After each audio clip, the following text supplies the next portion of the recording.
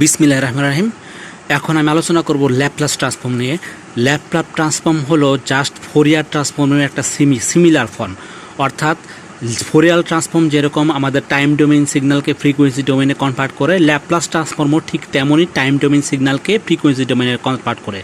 তাহলে এখন প্রশ্ন জাগতে পারে, যেহেতু আমাদের ফোরিয়ার ট্রান্সফর্ম আছেই, তাহলে ল্যাপ্লাস ট্রান্সফর্মের দরকারটা কি? হ্যাঁ, দরকার আছে। কিছু কিছু ফোরিয়ার ট্রান্সফর্ম আসে যেগুলো আসলে খুব কমপ্লেক্স ফর্মে থাকে। এই কমপ্লেক্স ফর্মে ফোরিয়ার ট্রান্সফর্মে করলে আমাদের দেখা যায় যে আমাদের এখানে ফ্রিকোয়েন্সি ডোমেইন স্পেকট্রাম আমরা পাই না। সে সমস্ত জায়গায় আমরা ল্যাপ্লাস ট্রান্সফর্ম ইউজ করে থাকি। অর্থাৎ a complex Fourier transform is similar to Laplace transform. একটা কমপ্লেক্স ফোরিয়ার ট্রান্সফর্মই হলো Laplace transform, which time domain signal which convert the time domain signal to frequency domain signal, যেটা টাইম ডোমেইন সিগনালকে frequency ডোমেইনে convert করে, তাই না?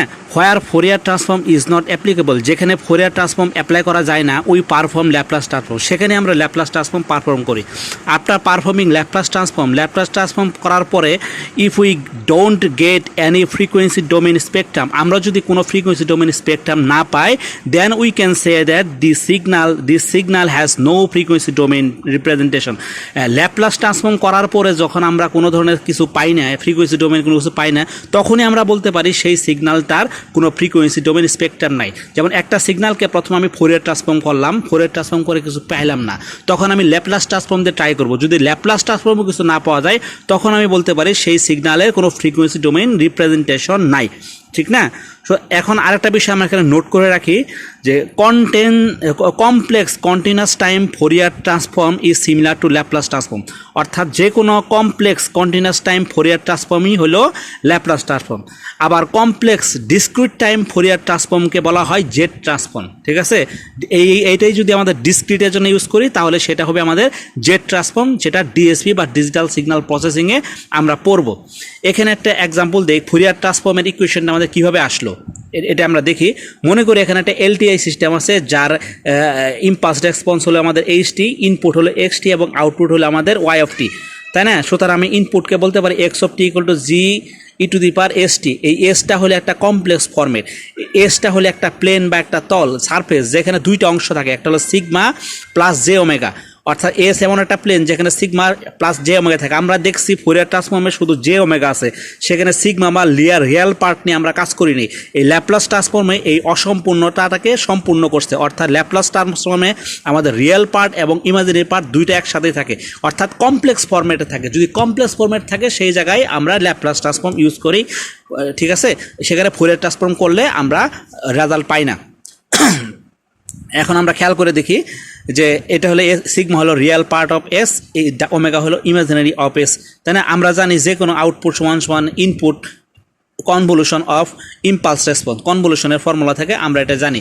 তো এখান থেকে আমি কনভলিউশনের ফর্মুলা ফেললাম, এটা হলো আমাদের কনভলিউশনের ফর্মুলা। কনভলিউশন আমরা পড়াইছি, ওখান থেকে ফর্মুলা দেখে নিও। এখান থেকে ফর্মুলা ফেললে আমরা এখানে ইন্টিগ্রেশন, এখানে কনস্ট্যান্টগুলো বাইরে বের করে আনলে আমরা এরকম একটা ফর্মেট পাই। এখন এই অংশটাকে minus infinity H tau E to the power minus S tau D tau, এই অংশটাকে আমি এইচ অফ এস ধরছি, অর্থাৎ একটা ফাংশন ধরছি, যে ফাংশন হলো S function, H of S, অর্থাৎ এইচ একটা ফাংশন ধরছি। এই ফাংশনটাকেই আমি নাম দিলাম ল্যাপ্লাস ট্রান্সফর্ম, ল্যাপ্লাস, ঠিক আছে? এখন এইচ অফ এসকে আমি এখানে লিখতে পারি ল্যাপ্লাস ট্রান্সফর্ম অফ এইচটা, অর্থাৎ ইম্পালস রেসপন্সের আমাদের ল্যাপ্লাস ট্রান্সফর্মই আমাদের হলো এইচএস। তো এটাকে আমরা লিখতে পারি জিরো থেকে minus infinity H tau E to the power minus S tau D tau. তো এটাই হলো আমাদের ল্যাপ্লাস ট্রান্সফর্মের ইকুয়েশন। অর্থাৎ আমরা বলতে পারি ল্যাপ্লাস ট্রান্সফর্ম অফ এক্সটি এর ল্যাপ্লাস ট্রান্সফর্ম, যেখানে এইচ এর জায়গায় জাস্ট এক্স লিখলাম, আর কিছু না। তো এক্সটি সমান সমান x s equal to Laplace transform of x t সমান সমান মাইনাস ইনফিনিটি থেকে infinity x of t e to the power minus S t d t. তো এটাই হলো আমাদের ল্যাপ্লাস ট্রান্সফর্মের ইকুয়েশন। এখন ইনভার্স ল্যাপ্লাস ট্রান্সফর্ম, যদি আমি ল্যাপ্লাস ট্রান্সফর্ম ফর্ম থেকে ফ্রিকোয়েন্সি ডোমেইন থেকে টাইম ডোমেইনে কনভার্ট করতে যাই, তাহলে আমাকে ইনভার্স ল্যাপ্লাস ট্রান্সফর্ম করতে হয়। ওই ইনভার্স ল্যাপ্লাস ট্রান্সফর্মের ফর্মুলা হলো inverse Laplace transform X of S equal to X of T equal to 1/2 pi J integration of minus infinity থেকে infinity x of S E to the power S T DS. তো এই formula হলো আমাদের inverse Laplace ট্রান্সফর্মের formula. তো এই formula দুইটা আমরা মনে রাখবো। এখন ফোরিয়ার ট্রান্সফর্ম পড়ার সময় আমরা দেখছি যে ফোরিয়ার ট্রান্সফর্ম বেশ কিছু কন্ডিশনের উপর ডিপেন্ড করে, অর্থাৎ একটা জিনিসের ফোরিয়ার ট্রান্সফর্ম হবে কি হবে না তার বেশ কিছু ক্রাইটেরিয়ার উপর ডিপেন্ড করে। এরকমভাবেও ল্যাপ্লাস ট্রান্সফর্মও বেশ কিছু ক্রাইটেরিয়ার উপর ডিপেন্ড করে, যে ক্রাইটেরিয়ার উপর আমরা বলতে পারি এই কোনো একটা সিগন্যালের ল্যাপ্লাস ট্রান্সফর্ম হবে কি হবে না। এই ক্রাইটেরিয়াকে বলা হয় ডিরিচলেট কন্ডিশন, অর্থাৎ ডিরিচলেট কন্ডিশনকে এই ক্রাইটেরিয়াগুলোকে ডিরিচলেট কন্ডিশন বলা হয়। ফোরিয়ার ট্রান্সফর্মে যেটা পড়ছি সেটাও ডিরিচলেট কন্ডিশন, এটা এখানে যেটা পড়ছি সেটাও ডিরিচলেট কন্ডিশন। এই কন্ডিশনগুলো কি, এটা ফোরিয়ার ট্রান্সফর্মের সিমিলার, অর্থাৎ ফাংশন অফ টি অবশ্যই ইন্টিগ্রেবল হইতে হবে, অর্থাৎ -∞ থেকে ইনফিনিটি পর্যন্ত এটাকে ইন্টিগ্রেবল, নির্দিষ্ট লিমিটের মধ্যে এটাকে ইন্টারভালের মধ্যে এটাকে ইন্টিগ্রেবল হইতে হবে, তাই না?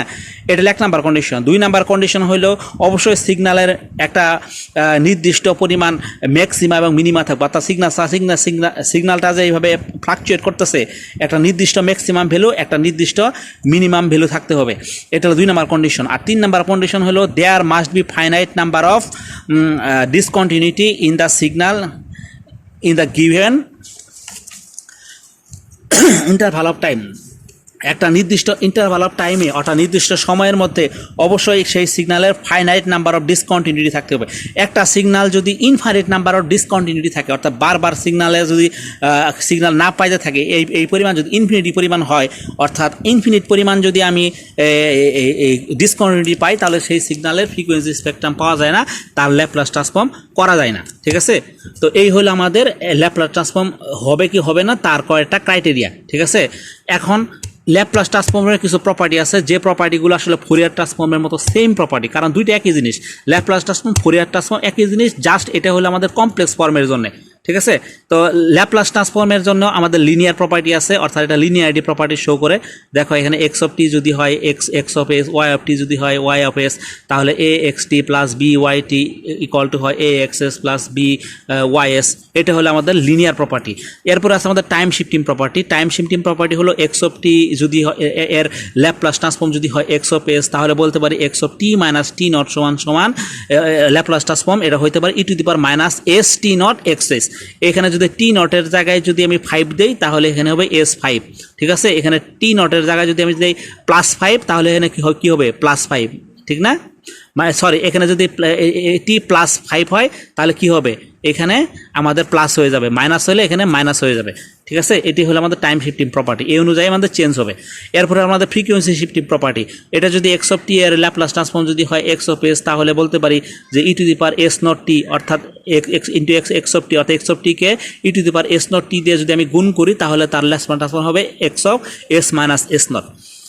এটা হলো আমাদের ফ্রিকোয়েন্সি শিফটিং প্রপার্টি। এরপর টাইম রিভার্সাল প্রপার্টি, যদি এক্স টি এর Laplace transform X of S হয় তাহলে এক্স মাইনাস টি এর ল্যাপ্লাস ট্রান্সফর্ম হবে আমাদের এক্স অফ মাইনাস এস। এরপরে আছে আমাদের time scaling property. Time scaling property হলো আমাদের যদি এ অফ টি থাকে তাহলে এই 1/মডুলাস হবে এক্স অফ এস মাইনাস এ হয়ে যাবে, অর্থাৎ এক্স অফ টি যদি Laplace transform X of S হয় তাহলে এক্স অফ এ টি এর ল্যাপ্লাস ট্রান্সফর্ম হবে 1/a X of S by A. ঠিক আছে, এটা হলো আমাদের টাইম স্কেলিং প্রপার্টি। এরপরে আমাদের আছে differentiation and integration property. X of T এর ল্যাপ্লাস ট্রান্সফর্ম যদি এক্স অফ এস হয় তাহলে বলতে পারি এর ডিফারেন্সিয়েশন হলো এক্স অফ টি এর ডিফারেন্সিয়েশন হলো আমাদের এস এক্স অফ এস। যদি এন পরিমাণ ডিফারেন্সিয়েট করি তাহলে বলতে পারি S two the power N x of S, ঠিক না? আবার ইন্টিগ্রেশনের ক্ষেত্রে আমি বলতে পারি integration of x of T equal to Laplace transform বলতে পারি 1/s এক্স অফ এস। আবার এন পরিমাণ ইন্টিগ্রেশন যদি থাকে তাহলে আমি বলতে পারি 1/s two the power N x of S. ঠিক আছে, এই হলো আমাদের জাস্ট ইন্টিগ্রেশন প্রপার্টি। এই ফর্মুলাগুলো দিয়ে কিন্তু আমি ছোটো ছোটো ম্যাথ দিব। ঠিক আছে, ল্যাপ্লাস ট্রান্সফর্মের যে কোনো বইয়ের ভিতরে অসংখ্য তোমরা ম্যাথ দেখবা, আর এগুলোর জন্য বই দেখতে হবে না, জাস্ট ফর্মুলাগুলো যদি তোমাদের মনে থাকে ছোটোখাটো ম্যাথ তোমরা এমনি পারবা। ঠিক আছে, কনসেপ্টগুলো যদি তোমরা বুঝে থাকো।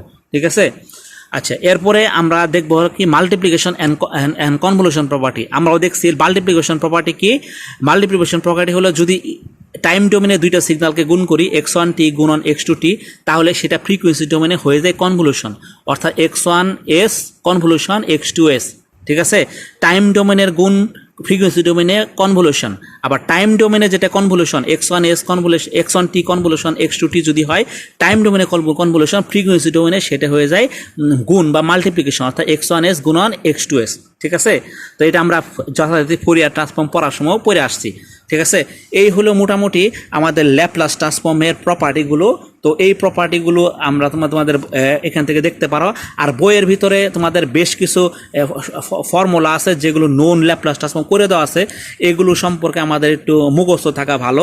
কিছু কিছু ফর্মুলা আছে ল্যাপ্লাস ট্রান্সফর্ম করার সময়, আশা করি মোটামুটি পরীক্ষার জন্য এটাই যথেষ্ট হবে। তারপর আমি ল্যাপ্লাস ট্রান্সফর্ম সম্পর্কে তোমাদের ডিটেলস আমি আলোচনা করব ইনশাল্লাহ।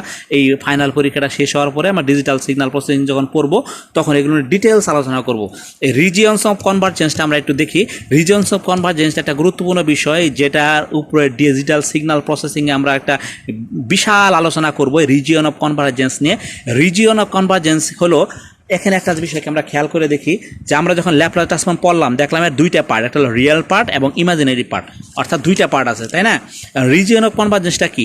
দি range of variation of sigma, অর্থাৎ রিয়েল পার্টের variation for which Laplace transform convergence is called regions of convergence, অর্থাৎ যে এরিয়ার মধ্যে রিয়েল পার্টের যে এরিয়ার মধ্যে ল্যাপ্লাস ট্রান্সফর্ম কাজ করে সেই এরিয়াটাই হলো রিজিয়ন অফ কনভার্জেন্স। অর্থাৎ ল্যাপ্লাস ট্রান্সফর্ম কাজ করার জন্য যে নির্দিষ্ট রেঞ্জটা এরিয়াটা আছে, যে এরিয়ার মধ্যে ল্যাপ্লাস ট্রান্সফর্ম কাজ ওয়ার্ক করে সেই এরিয়াটাই হলো রিজিয়ন অফ কনভার্জেন্স।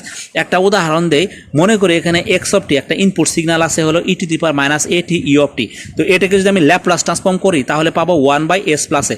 এরকম বেশ কিছু নন সিগন্যালের ল্যাপ্লাস ট্রান্সফর্ম বইয়ে দেওয়া আছে। দেখবা এরকম কিছু নন সিগন্যালের ল্যাপ্লাস ট্রান্সফর্ম বইয়ে দেওয়া আছে।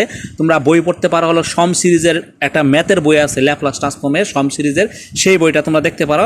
সেখানে বেশ কিছু ল্যাপ্লাস ট্রান্সফর্ম ফর্ম দেওয়া আছে।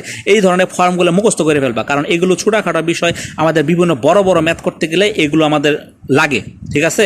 এরকমভাবে ফোরিয়ার ট্রান্সফর্মও বেশ কিছু জিনিস করে দেওয়া আছে, যে এরকম ছোটো ছোটো এরকম ফর্মুলা আকারে এরকম ম্যাথগুলো করে দেওয়া আছে, ওগুলো আমাদের মুখস্থ রাখতে হয় ফোরিয়ার ট্রান্সফর্ম করার সময়। Fourier transform, Laplace transform, Fourier series analysis, এগুলো আসে এই ধরনের কিছু ফর্মুলা আছে, এগুলো দিয়েও ইজিলি করে ফেলানো যায়। তো আমার আসলে ম্যাথের ডিটেলসে আমরা যাইতেই পারিনি, কারণ ম্যাথের ডিটেলস করাইতে গেলে এটা বিশাল। তোমাদের একটা ম্যাথ একটা কোর্সই থাকে, আমাদের ল্যাপ্লাস এবং ফোরিয়ার ট্রান্সফর্ম নিয়ে একটা ম্যাথের আলাদা কোর্সই থাকে, কিন্তু আমাদের দুর্ভাগ্য ইউজিসি থেকে এই কোর্সটা তোমাদের কেটে দেওয়া হয়েছে, যে কারণে আমরা এই সিগন্যালের ভিতরেই এগুলো পড়াইতে আমরা বাধ্য হচ্ছি, ঠিক আছে? তো আশা করি আমরা সিলেবাস যদি কারেকশন করি এই জিনিসটা কারেকশন করব। তো এক্স অফ টি সমান সমান বলতে পারি এর ল্যাপ্লাস ট্রান্সফর্ম হলে আমাদের X of X equal to 1/s plus A, ঠিক আছে? এখন এস প্লাসে দেখো, উপরেরটাকে বলে আমরা জিরো, নিচেরটাকে বলি পোল। আমরা যে কোনো একটা প্লেনের ভিতরে দেখো এটা এটা এখানে কিন্তু দুইটা অংশ, একটা হলো এক্স এক্সিস ওয়াই উপরের অংশ, নিচের অংশ, অর্থাৎ নিউমারেটর ডিনোমিনেটর, তাই না? নিউমারেটর এবং ডিনোমিনেটর। নিউমারেটর পোর্শনটাকে বলা হয় আমাদের এখানে জিরোস, আর ডিনোমিনেটর পোর্শনটাকে বলা হয় আমাদের পোলস, ঠিক না? এর উপরেরটা হলো আমাদের ইমাজিনারি পার্ট, নিচেরটা হলো আমাদের রিয়েল পার্ট, ঠিক আছে? আবার বলি, উপরেরটা ইমাজিনারি পার্ট, নিচেরটা হলো আমাদের রিয়েল পার্ট। তো এটা যদি আমি গ্রাফে প্লট করি তাহলে দেখো এই জায়গা থেকে আমাদের আমাদের কি পোল কয়টা কি আসে? পোল আসে হলো আমাদের একটা, পোল একটা না, এস প্লাসে। যদি এস প্লাসে এস মাইনাস বি এরকম থাকতো তাহলে বলতো আমাদের পোল দুইটা, তাই না? কিন্তু যেহেতু একটা আছে তাহলে এস প্লাস এ আছে, তার মানে আমাদের পোল হলো আমাদের একটা, তাই না? এই পোলটা কত? এস প্লাস এ সমান সমান হলো আমাদের জিরো। এখান থেকে আমি বের করতে পারি এস ইকুয়াল টু মাইনাস এ, অর্থাৎ এখানে পোল হলো আমাদের মাইনাস এ। এখন গ্রাফে আমি এটা যদি হয় আমাদের জিরো, এখানে মাইনাস এতে আমি এখানে একটা গুল দিলাম। গুল দেওয়ার পরে আমি এই লম্বালম্বি একটা দাগ দিব, ইমাজিনারি পার্টের সোজা প্যারালালি একটা লম্বালম্বি দাগ দিব। দাগ দেওয়ার পরে সুতরাং এখানে রিয়েল পার্টটা কি? রিয়েল পার্টটা যেহেতু এখানে ই অফ টি আছে, ই অফ টি একটা রাইট সাইডের সিগন্যাল, তাই না? কারণ ই অফ টি মানে কি? যেটা আমাদের রাইট সাইডে থাকে সিগন্যালটা, লেফট সাইডে এই সিগন্যালের মান 0 আর রাইট সাইডের সিগন্যালের মান হলে আমাদের 1, অর্থাৎ এই সিগন্যালটা রাইট সাইডের সিগন্যাল। রাইট সাইডের সিগন্যাল হলে আমাদের রিজিয়ন অফ কনভার্জেন্সটা সবসময়, রিয়েল পার্টটা সবসময় কি হবে? এই যে আমাদের এটা হলো আমাদের পোলের চেয়ে সবসময় বড় হবে, তাই না? পোলের চেয়ে সবসময় বড় হয়। এর বেশ কিছু ক্রাইটেরিয়া আছে রিজন অফ কনভার্জেন্সের কিছু প্রপার্টিস আছে, এগুলো আমরা ডিটেলসে আমি যাই নেই, তোমাদের পরবর্তীতে যদি পড়াই ডিএসপি তখন আলোচনা করব। তো আমাদের পোলটা তখন কি হয়? আমাদের এই পোলের থেকে তখন আমাদের এটা বড় হয়, তাই না? রিয়েল পার্টটা বড় হয়। এই পোলটাকে বলা হয় সিগমা, অর্থাৎ রিয়েল পার্টটাকে বলা হয় সিগমা, ঠিক আছে? এই সিগমারটা তখন কি হবে? এই সিগমার সে কী হবে? রিয়েল পার্টটা আমাদের বড় হবে। বড় হইলে তার রিজন অফ কনভার্জেন্স কী হবে? এই -1 এর মাইনাস এর চেয়ে বড় হবে।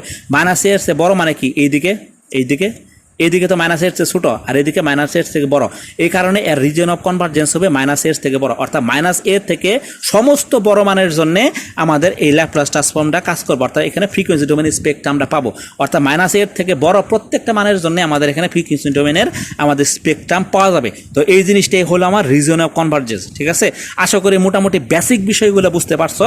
পরবর্তীতে যখন পড়াবো তখন যেন তোমরা আকাশ থেকে না পড়ো, বিষয়গুলো যেন বুঝতে পারো যে আমরা এক সময় জিনিসগুলো পড়ে আসছি, ঠিক না? এই যা পড়াইলাম এগুলোই তোমরা বারবার দেখতে থাকো, পড়তে থাকো, বুঝতে থাকো, চিন্তা করতে থাকো এবং বই থেকে নিজেরা ঘাটতে থাকো। ঠিক আছে, দরকার বলে ইন্টারনেটে হেল্প নাও, প্রচুর পরিমাণে আমাদের টিউটোরিয়াল আছে এই সিগন্যাল সিস্টেমের উপরে, তো এইগুলো থেকে হেল্প নিতে পারো। ঠিক আছে, আমিও বেশ কিছু বিষয় আমি ইন্টারনেট থেকেও হেল্প নিয়েই আমি তোমাদের পড়াইছি। ঠিক আছে, তো এগুলো তোমরা হেল্প নিয়ে নিজেরাও স্টাডি করে দেখতে পারো। নিজেরা যদি আগ্রহ নিয়ে না পড়ো, আসলে একজন টিচারের পক্ষে তো আর সব কিছু তোমাদের পড়াই দেওয়া সম্ভব না, তোমাদের আগ্রহটা থাকতে হবে। তো এই আগ্রহ নিয়ে তোমরা এগুলো পড়ার চেষ্টা করো। ঠিক আছে, তো মোটামুটি আজকে আমাদের মোটামুটি সিগন্যাল সিস্টেমের অধ্যায় শেষ, আমাদের কোর্স আজকে সিগন্যাল সিস্টেমের কমপ্লিট হয়ে গেছে। তো পরীক্ষার ভিতরে কিন্তু ম্যাথমেটিক্যাল টাইপ কোশ্চেন থাকবে, লজিক্যাল কোশ্চেন থাকে, ছোটো ছোটো কোশ্চেন থাকে, বই থেকে কিন্তু কোনো কমন কোশ্চেন বা আমার খাতা থেকে কোনো হুবহু কমন কোনো কোশ্চেন তোমরা পাবা না, এটা আমি আগেই বলে দিছি। সুতরাং সবগুলো যদি তোমরা বাসায় প্র্যাকটিস না করো, ঠিকমতো পড়াশোনা না করো, তাহলে কিন্তু তোমাদের পরীক্ষা খারাপ হওয়ার একটা সম্ভাবনা আছে।